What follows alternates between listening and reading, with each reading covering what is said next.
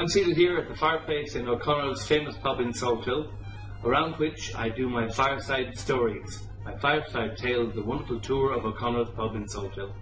I call it the shortest walking tour of Ireland because this pub has the greatest collection of antiques and collectibles and curiosities from all over Ireland hanging on the walls and on the ceiling of the pub. And I do the history of Ireland and the social, particularly the social history of Ireland, through these props, I like to call them. Why did your relatives leave Ireland? Maybe we can find out on the Fireside tour of O'Connell's pub in Salthill. What do you really know about your Irish background? I'm sitting here at the fireplace in O'Connell's in Salthill, just looking at the antiques here and remembering all the stories that I'm going to tell tonight at the Fireside tour.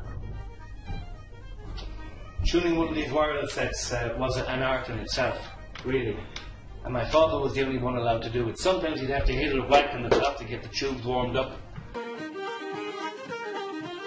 You know, whether you're American or Canadian or English or Irish, we all have the same background. We came from the same sort of farming background, and our people, when they left people behind at a fireplace just like this.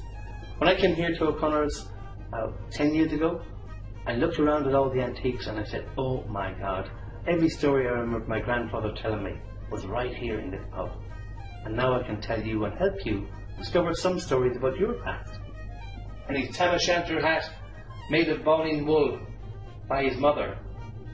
He probably won't see her again, because when people emigrate from Ireland in the 1850s and 60s, they rarely ever come home. It's a sad day. We're going to have an American waiter calling tonight, but for the moment, we're just going to have a chat and talk about his mother and his father and how life was in the Iron Islands and County Galway in 1850.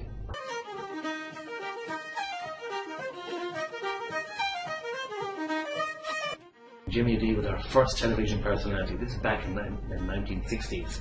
And he would tell a story and he'd start by, now boys and girls, at the very end of the story, when we're all gripped with the horror or the excitement or whatever, he'd go, and that's it for tonight, and he'd go,